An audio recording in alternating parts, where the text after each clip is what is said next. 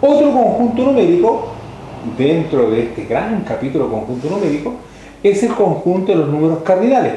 Pero no le vamos a poner demasiada atención, puesto que tiene una pequeña diferencia con el de los naturales. El conjunto de los números cardinales,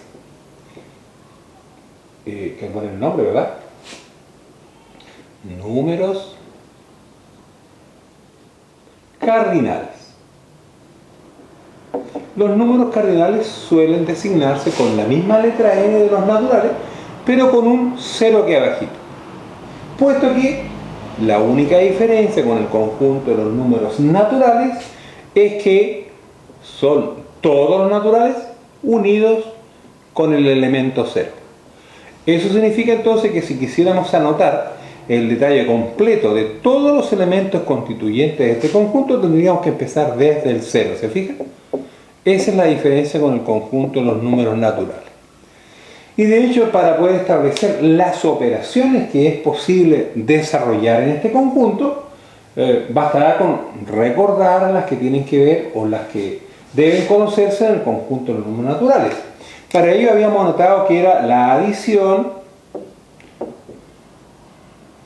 y la multiplicación. Estas dos operaciones siempre es posible desarrollarlas sin complicaciones en este conjunto. Eso significa que, dados dos números cardinales cualquiera, siempre es posible que yo los pueda sumar y el resultado lo encuentre en el conjunto de los cardinales. Lo mismo si tomo dos números cualquiera y los multiplico, siempre el resultado lo voy a encontrar en el conjunto de los números cardinales. Suele utilizarse como nombre que este conjunto para la suma y para la multiplicación cumple con la propiedad de cierre o de clausura. Nombres que habitualmente utilizan los matemáticos para designar en formalidad esta característica del conjunto. Pero también debo señalar que, de la misma manera como es posible efectuar estas operaciones, no es posible efectuar la sustracción ni la división. Estas dos operaciones tienen restricciones en este conjunto de los cardinales, al igual que en el conjunto de los números naturales. Aquí sí es posible efectuar la resta entre dos números iguales, pero no es posible efectuarla con números en los cuales la primera cantidad sea menor que la segunda. Y en la división es la misma característica que habíamos utilizado para el conjunto de los números naturales. El número que aparece como en primer lugar, llamémoslo así, como dividendo, tiene que ser múltiplo del divisor, o bien el divisor, valga la redundancia, divisor del dividendo. Entonces estas no siempre es posible efectuarlas, o no siempre el resultado lo encuentra usted en el conjunto de los números cardinales. No siempre el resultado está en el conjunto de los números cardinales. Eso en relación al conjunto de los números cardinales. Veamos ahora otro conjunto numérico, el conjunto de los números enteros. Este conjunto de los números enteros ya me va a permitir efectuar operaciones que no era posible efectuar en el conjunto que acaba de anotar. Este conjunto suele designarse con una letra Z y en él aparecen los números positivos, los números negativos y el cero. Fíjese, ya ahora aparecen otros elementos en el conjunto. Pongamos los símbolos correspondientes aquí y digamos que esto es, empecemos de menos 2, menos 1, 0, 1, 2, etc. ¿Ya? Esto para señalar estos puntitos, para señalar, ¿cierto?, que este conjunto se extiende en forma infinita hacia la izquierda y estos puntitos aquí, se extienden en forma infinita hacia la derecha.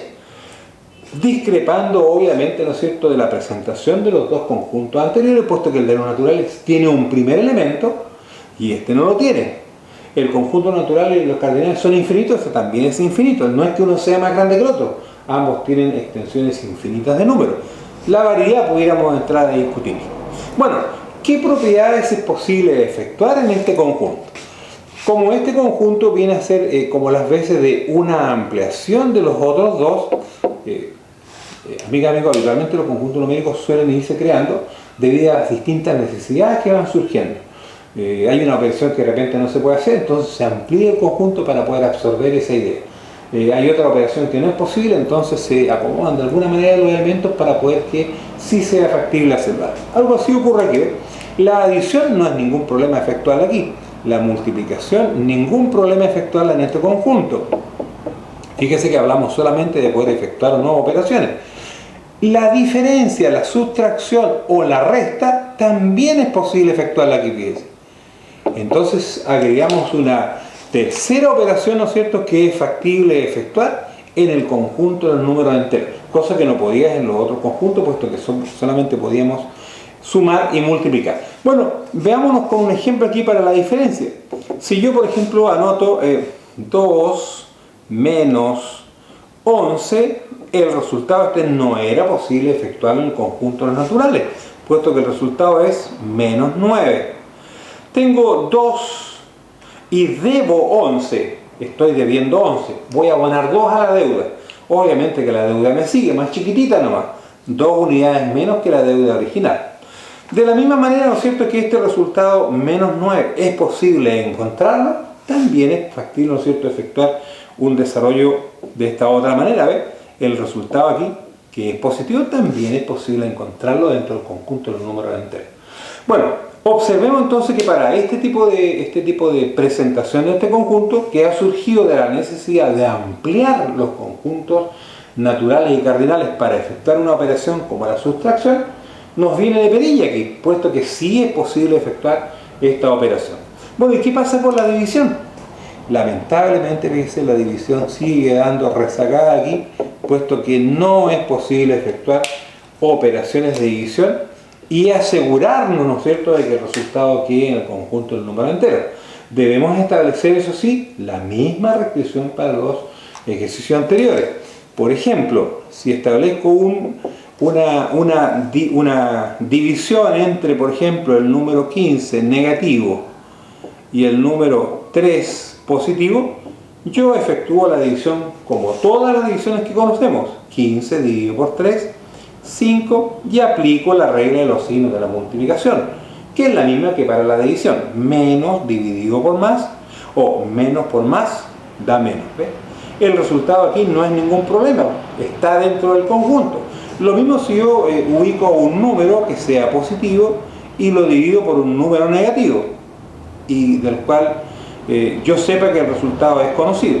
Aquí, más 40 dividido por menos 8, 40 dividido por 8, esto es 5, más con menos, o más dividido menos, o más por menos, me da negativo. Fíjense que, aquí quiero hacer un alcance, esto del 5 es una casualidad, no crean que todas las divisiones de los enteros va a salir siempre un 5, pero por si acaso. ¿Qué pasa ahora si establezco una división entre dos números negativos? Menos 18 dividido por menos 9. Aquí el 18 lo divido con el 9 y el resultado es 2 sin ninguna dificultad. Sin embargo, la regla de los signos me dice que menos con menos da más, por lo tanto el resultado es positivo. Fíjense entonces que siempre es posible efectuar todas estas divisiones cuando el número que está aquí es un divisor de él, ¿se fijan?, independiente del signo que aparezca. Sin embargo, no es posible efectuar todas las divisiones. Todas estas divisiones no presentan ninguna dificultad. Observen que no puse la de positivo con positivo, puesto que esto cabe dentro del caso de los números naturales, que es el que vimos hace un ratito. Bueno, en este caso, ¿qué sucede si yo anoto, por ejemplo, 14 y lo divido con 4? Miren, así es simple. Y ese que sea negativo. El resultado que voy a obtener aquí, la mitad de 14 es 7, la mitad de 7 es 3,5. Voy a obtener aquí 3,5, que no es un número entero, ¿se fijan? Este elemento que está aquí no pertenece al conjunto de los números enteros. Por lo tanto, esta operación no es posible desarrollar.